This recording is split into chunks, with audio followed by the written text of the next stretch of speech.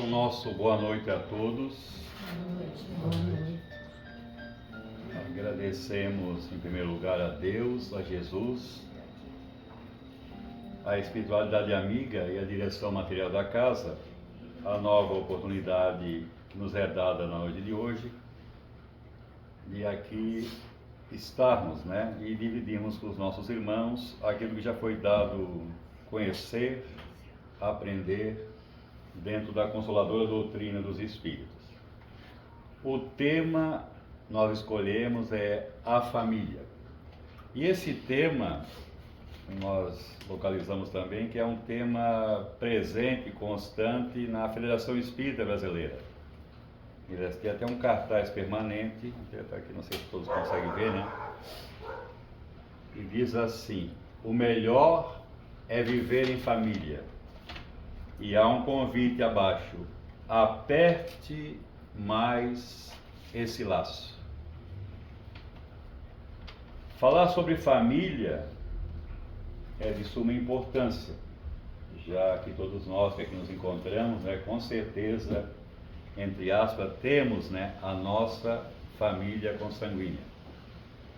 Mas a doutrina espírita, ao surgir na Terra, no século XIX, abordou também esse tema. Allan Kardec o aborda no Livro dos Espíritos. Há diversas perguntas, questões, a respeito da família, dos filhos, do lar, e como esse processo é necessário na nossa evolução. No Evangelho, Allan Kardec também amplia esse tema.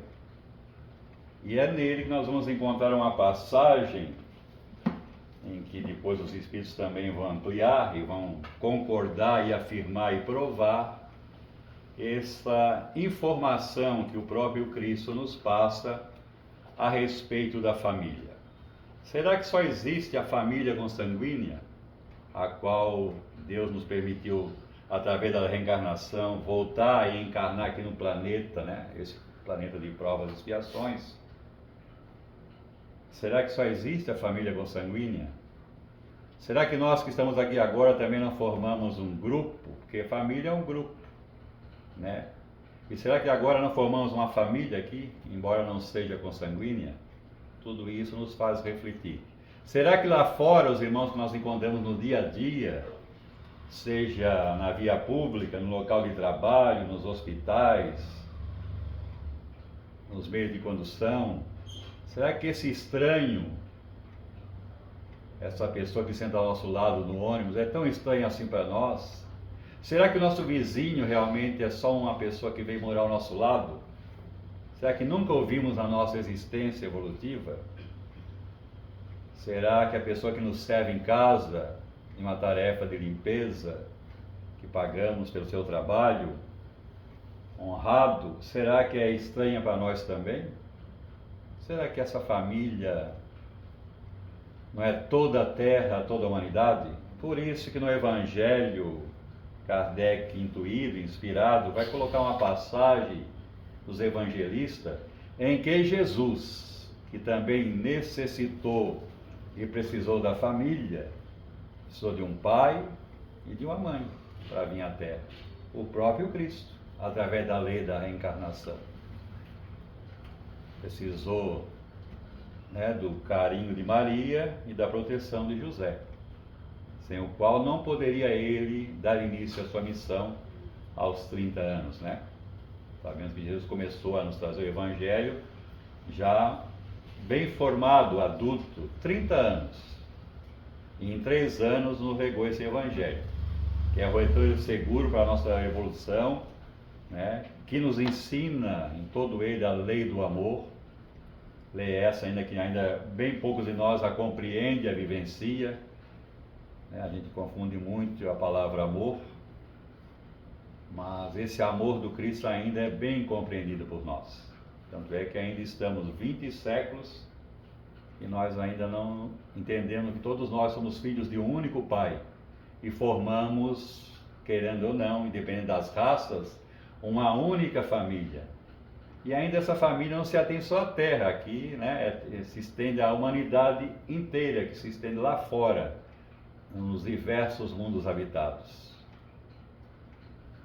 Então, a passagem no Evangelho registrado por Marcos e Mateus, que nos diz assim: e tendo chegado à casa, Jesus está numa casa, e onde Jesus chegava, a sua presença atraía multidões, centenas de pessoas, que vinham ouvi-lo em tudo aquilo que ele falava na sua doutrina, nesse Pai amoroso e bom. Que até então Deus era temido, mas Jesus vem apresentar um Deus diferente, um Pai de não só um povo, mas da humanidade toda. Então Jesus estando na casa, aqui ao ler dá a impressão que Jesus estava na própria casa, porque ele também tinha uma casa, tinha um lar. E aliás, a diferença entre a palavra casa e lar, né? Casa é as quatro paredes, lar já é coisa de íntima, moral.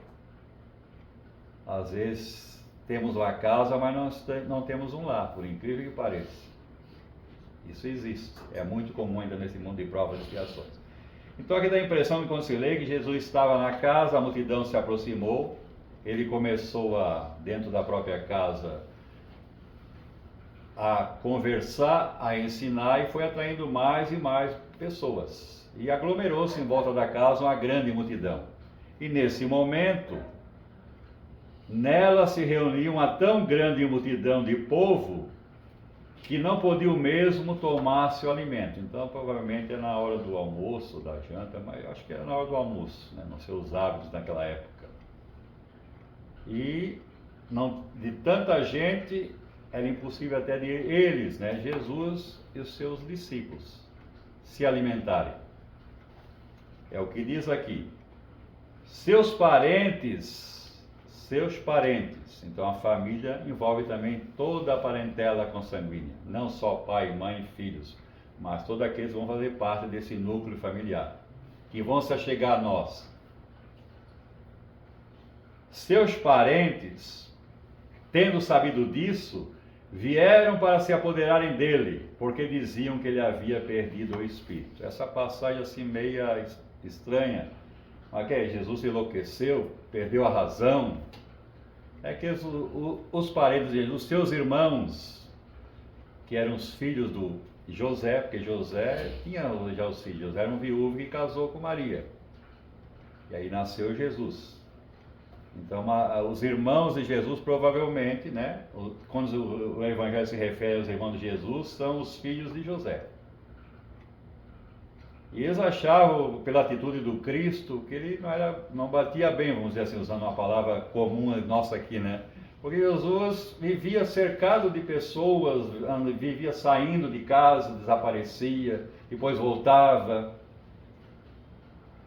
E sempre falando, ensinando, e eles que não entendiam aquela mensagem, não foram tocados por ela, porque diz o Evangelho que nenhum deles tornou-se seu discípulo, não aceitava, até viu com certa repulsa, não compreendiam a sua missão, e também então viam com maus olhos e achavam que ele era meio, né?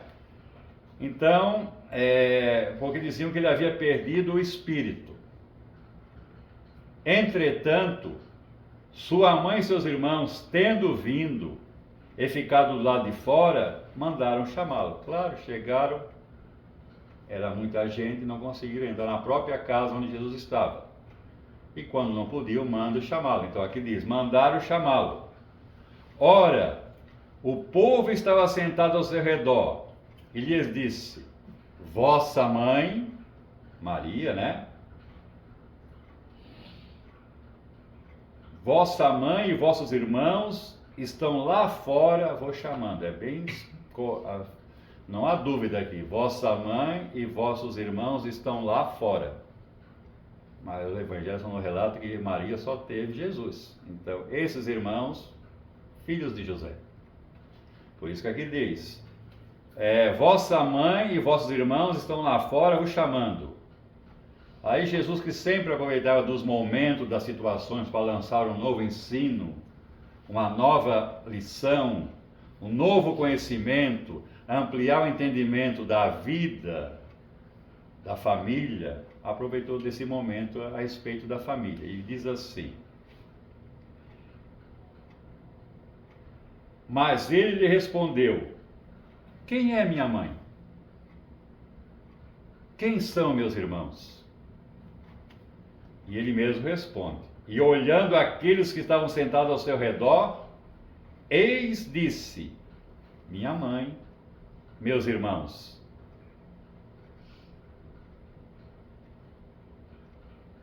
Porque todo aquele que faz a vontade de Deus, então todo aquele que faz a vontade de Deus, na qual Jesus veio falar a respeito e ensinar, nos fazendo entendendo quem é o Criador, né? Este é meu irmão, minha irmã e minha mãe. E Kardec, então, diz que essas palavras parecem estranhas na boca de Jesus, mas temos que tirar o espírito da letra. E Kardec, então, vai trazer uma explicação mais clara desse momento, a respeito do que queria dizer Jesus quando afirma, né, e questiona, e mesmo responde, a respeito da família. Porque nesse instante Jesus vai mostrar, e o Evangelho vai nos ensinar, de que existe duas espécies de família. A família pelos laços consanguíneos, da qual nós fazemos parte, mas existe a família pelos laços espirituais. E que a verdadeira família não é essa do sangue, são aquela dos laços, né, espirituais que nos ligam. E eu trouxe aqui alguns uns livros que tem uns textos que falam a respeito desse tema, tentando assim completar, né, esse ensinamento. E eu trouxe aqui um a respeito, é um livro que eu gosto, que é Tirando Dúvidas. E o autor é o Micar Filho.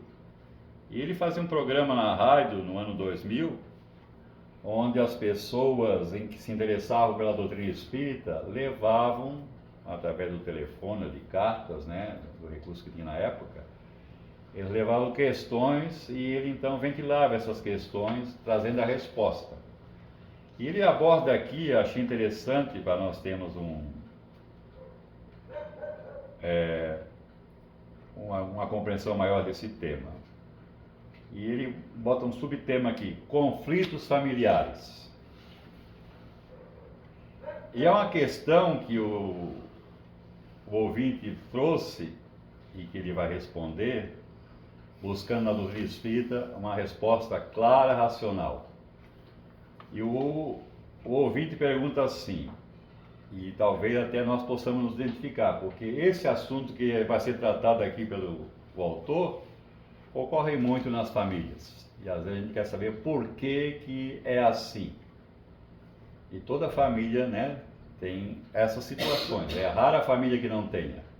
Então ele pergunta assim: eu, diz o consultor, né, a pessoa que lança a pergunta e quer tirar uma dúvida e que a doutrina espírita possa esclarecer através dessa pessoa que é espírita no programa na qual ele apresenta.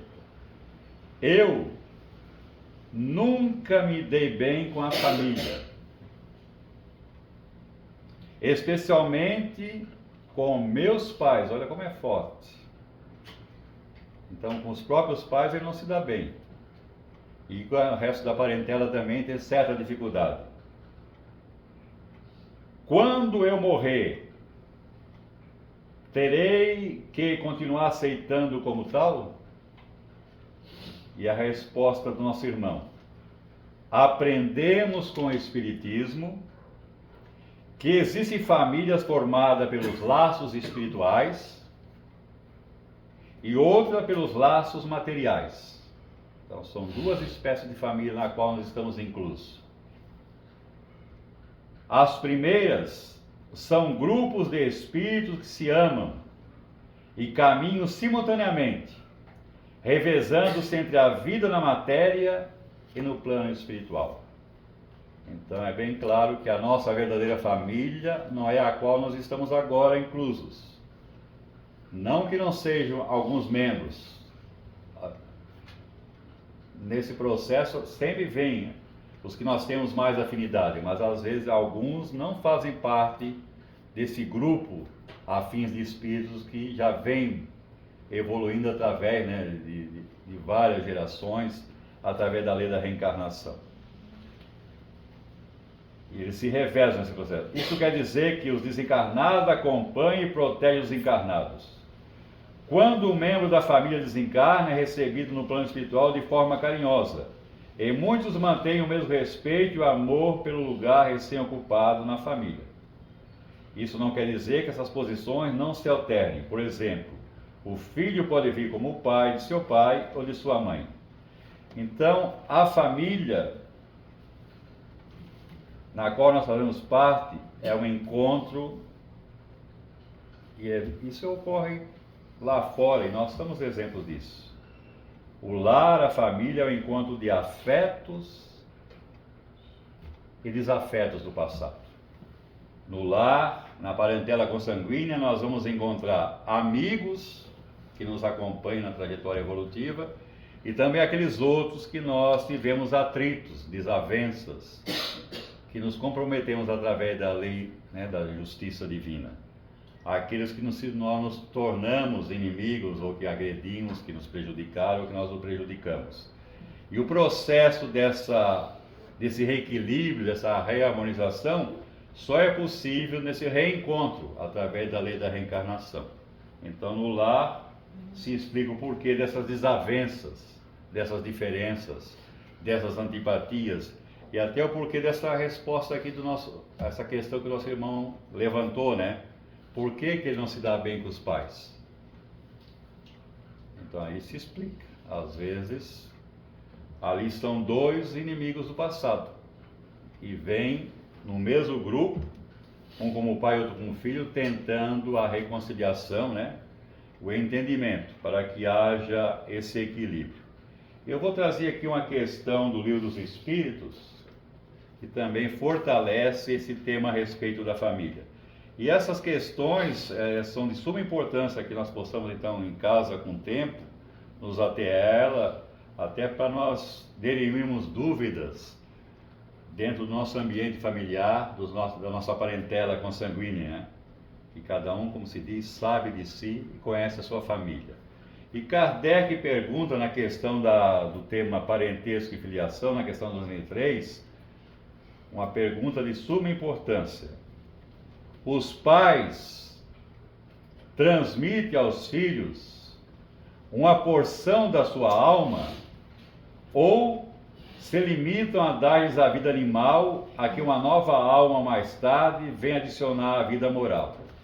Então, no tempo de Kardec e até depois de Kardec, era muito comum as pessoas crerem que havia uma parcela do próprio espírito que era derramada sobre a criança que ia nascer. Havia uma repartição desse processo, né? Essa ideia era muito forte na época de Kardec. Então, os espíritos respondem assim: a vida animal somente, porque a alma é indivisível. Um pai estúpido pode ter filhos inteligentes e vice-versa. A questão 204. Uma vez que temos várias existências, a parentela remonta além da nossa existência atual, não pode ser de outra forma. Só que às vezes as pessoas se preocupam assim, mas se eu nasci diversas vezes, então damos um exemplo assim grosseiro. Então se eu tenha tido 10 existências, eu vou encontrar quando deixar a Terra no mundo espiritual 10 pais, 10 mães e 10 ou mais filhos consequentemente? Será que é assim que funciona? E os Espíritos nos dizem que nós vamos só encontrar aqueles que realmente a gente tem sentimento real, verdadeiro. As uniões que não há esse sentimento de amor, de afinidade, de carinho, de ternura, de proteção, essa separação que já existe aqui na matéria, ela se prolonga no mundo espiritual. Os espíritos só se procuram quando há afinidade. Quem não tem interesse pelo outro, amor, sentimento, quando desencarna, já esquece. Assim como a gente aos poucos vai esquecendo, né, os nossos entes queridos, e às vezes até a gente erra um pouquinho nisso, porque com o tempo passa a gente mal se lembra deles, né? Mas eles não deixam de pensar em nós.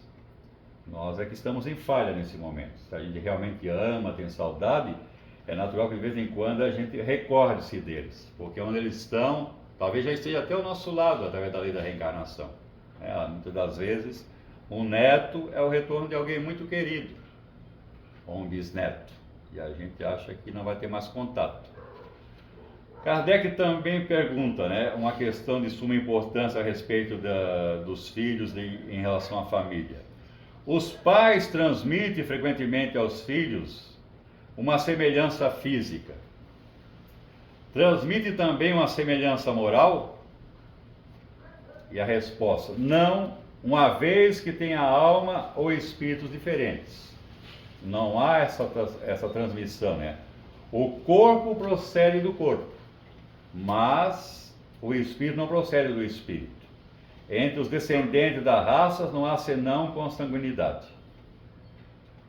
E de onde provém as semelhanças morais que existem algumas vezes entre pais e filhos? É porque às vezes a gente diz assim, fulano é tão parecidinho com o pai, com a mãe, tão igualzinho. De onde vem essa diferença se não existe uma transmissão espiritual? Se só existe a lei da consanguinidade. Por que acontece isso? São espíritos simpáticos, atraídos pela semelhança de suas tendências. É isso que ocorre na família. São grupos de espíritos que se reúnem através da lei da reencarnação por afinidades. E afinidade não quer dizer sempre positiva. Porque sempre se fala afinidade, tem a impressão que é só positiva. Não, existe também afinidade negativa. Exemplo aqui fora da nossa existência mesmo. Pessoas que gostam de beber se afinizam com pessoas que gostam de beber, de estar no bar, trocar ideia, jogar. Então, conforme a tendência que tenhamos para esse ou aquele comportamento, atraímos para nós ou somos atraídos para aquele grupo por afinidade. Pode ser no sentido do bem, também pode ser no sentido negativo. Essa força que se chama afinidade de atração, tanto nos liga a companheiros bons, com propósitos bons, ou também com pessoas com propósitos negativos. Então, no lar, isso é muito comum, os espíritos se atraem por afinidade. Claro que vem também, como eu falei no início, aqueles que temos compromisso de tentar se reconciliar, daí vem então a questão da antipatia, do filho não se dar bem com o pai, com a mãe, da preferência até dos pais pelo filho, porque diz assim comumente que os pais, principalmente a mãe, ama todos os filhos de forma igual. Isso não é uma realidade. Pela lei da reencarnação isso é quase que impossível. Uma mãe pode ter 3 filhos, mas nesses 3, se ela tentar e analisar, ela vai descobrir que dos 3, um deles ela tem uma preferência maior. Não que ela despreze os outros, mas ela... Por quê? Porque é um espírito mais afim com ela. E se for um adversário que volta, é natural que haja uma repulsa. Mas o objetivo dessa dificuldade não é repelir esse que a gente tem diferença. A gente sente mal estando ao lado dele. O objetivo desse reencontro é a reconciliação. É superar esse momento, essa diferença.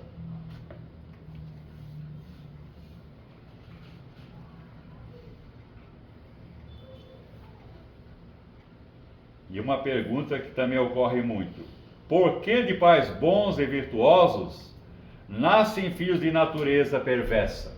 Isso acontece muito nos lares, Melhor dizendo, por que as boas qualidades dos pais não atraem sempre por simpatia um bom espírito para lhes animar o filho? Por que acontece isso através da lei da reencarnação? Que nasce naquele lar um espírito que vem mesmo com o objetivo de contrariar, de dificultar, de testar o pai e a mãe. Por que aquele comportamento amoroso não atrai para perto de si um espírito elevado, amoroso? Aí vem a resposta.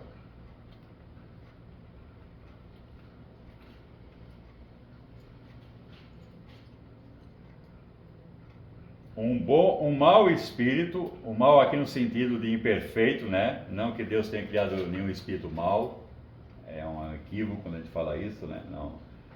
Deus nos cria todos simples e ignorantes, mas não cria nenhum ser voltado ao mal eternamente.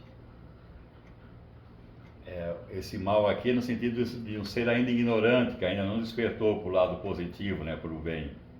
Um mau espírito pode pedir pais bons, olha só. Então, no espaço, antes de encarnar, um espírito imperfeito, sentindo a sua dificuldade e a necessidade de evoluir, de vencer as suas más tendências, pede que lhe seja dado na Terra, através da lei da reencarnação, pais bons, virtuosos, amorosos, para que ele possa então, ao ser recebido por eles, através da educação que vai receber no decorrer da sua infância principalmente, ele possa então ter forças para ir superando aquelas más tendências. Por isso que diz assim aqui a resposta: o mau espírito pode pedir pais bons na esperança de que seus conselhos o encaminhem para um caminho melhor, e frequentemente Deus lhes concede. É muito comum isso na Terra. Por isso que às vezes num lar que tem 2, 3, 4, 5 irmãos ou irmãs, há sempre um deles que a gente chama de ovelha negra, né? Isso aí é muito comum falar. Fulano é a ovelha negra da família. Isso é um simbolismo. E é que está correto. Por que esse ser é diferente dos outros 4? E todos recebem a mesma educação, o mesmo carinho, a mesma atenção. Mas mesmo assim um ser é rebelde, impaciente, está sempre de mal com a vida, tudo diz não. Hoje mesmo, né? Nós estamos vendo aí a geração do não agora, né? Tudo é para contrariar. Esse século agora, esses momentos, os espíritos estão vindo aí, está vindo muito bons, sim, está vindo uma pleide de espíritos bons aí, para estruturar a transformação do planeta, mas ao mesmo tempo, Deus está permitindo a vinda de milhares de espíritos que estavam até impedidos de vir à Terra, pela sua ignorância, pela sua perversidade, mas precisam vir. E quem é que pode educá-los? Aqueles que serão os futuros pais agora. Nem todos vão ser espíritos já de luz, harmoniosos. Vai vir muitos também com tendências bem difíceis. E nós estamos vendo aí no dia a dia das notícias, né? E às vezes surgem umas notícias, né, de crianças que chegam até a tirar a vida de pais. Olha só. Então vem mesmo para tentar vencer. Outra questão: pode os pais, por seus pensamentos e preces, atrair para o corpo do filho um bom espírito, de preferência um espírito inferior? Essa questão que Kardec faz, ela é profunda, porque dá a ideia assim, então, se a resposta fosse sim, claro que toda pessoa nas suas preces, quando anseia ser mãe, né, o pai, pediria sempre um espírito elevado, que reencarnasse no seu lar como filho. Por isso que Kardec faz a pergunta: pode os pais, por seus pensamentos e preces, atrair para o corpo do filho um bom espírito, de preferência um espírito inferior?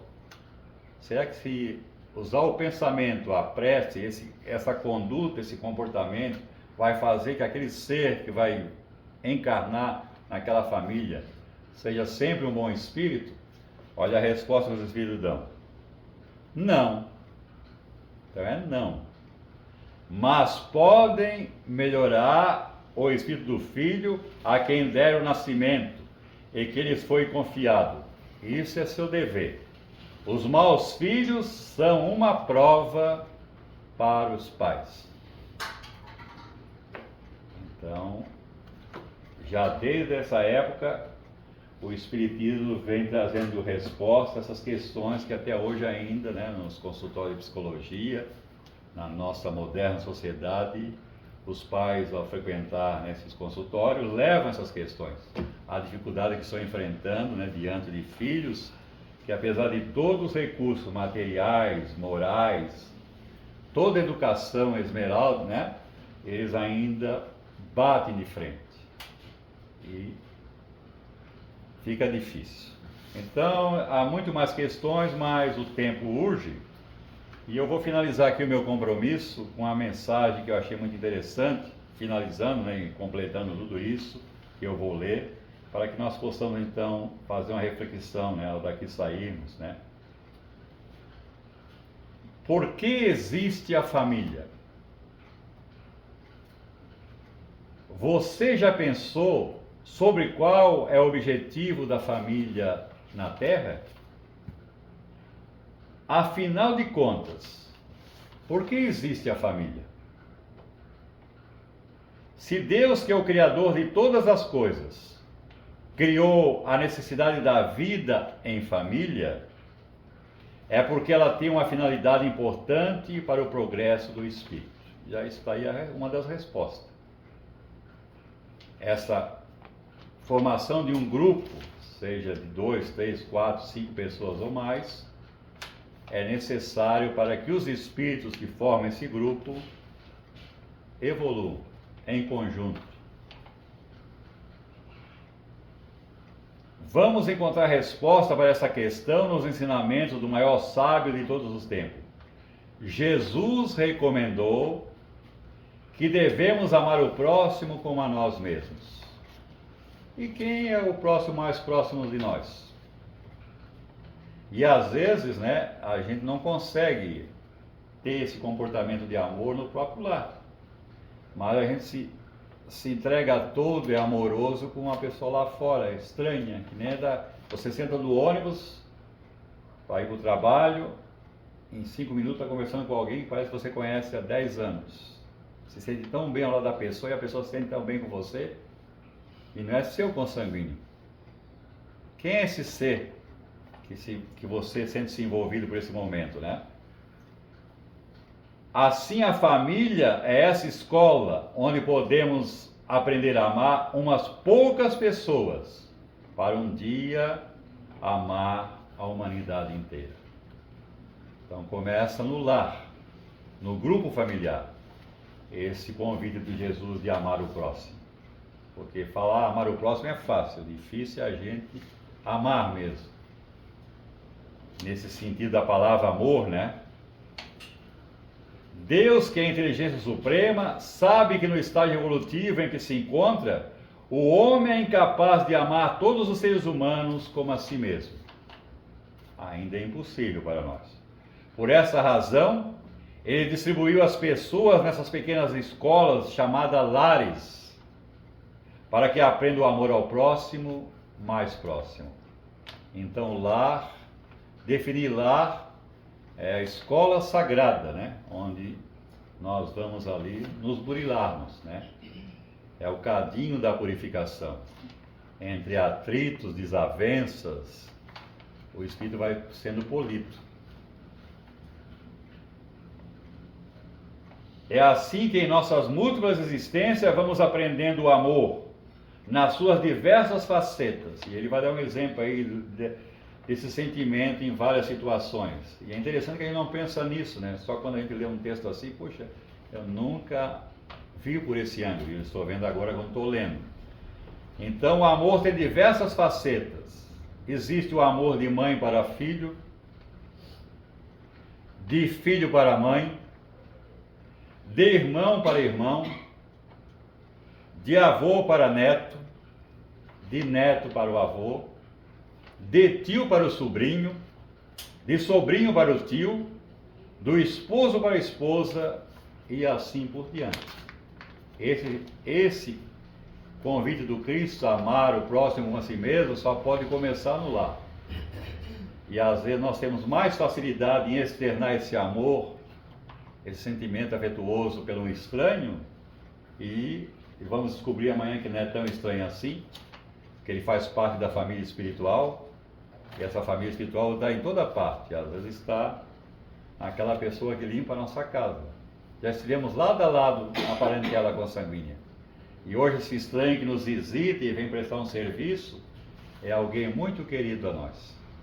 Daí a questão, né, de tratar com educação, com respeito, né, seja a profissão que for.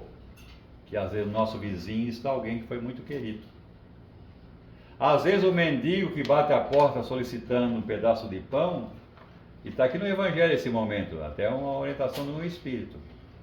Às vezes é um ente querido nosso, que foi muito caro. E aí o Espírito diz assim, imagina agora o nosso estado de consciência quando no mundo espiritual descobrirmos que aquele ser que a gente repeliu era uma pessoa muito ligada a nós. Como nós vamos sofrer moralmente, né? E quando conseguimos amar verdadeiramente um filho, por exemplo, nosso coração se enternece também pelos filhos alheios. Quando desenvolvemos o profundo amor por uma avó ou pelos pais, toda vez que uma velhinha ou um velhinho cruzar nosso caminho, sentiremos algum carinho, porque nos lembraremos dos nossos queridos velhos. Assim, os laços de afeto vão se formando aos poucos, para que um dia possam se estender por toda a grande família humana. E finalizando aqui a mensagem, diz assim, considerando-se ainda a lei da reencarnação, ou seja, das várias existências no corpo físico, vamos solidificando esses laços de afetividade com o maior número de espíritos que nasçam sob o nosso mesmo teto. Podemos, dessa forma, a nossa família espiritual se amplia e os laços de bem-querer se solidificam a cada nova possibilidade de convívio.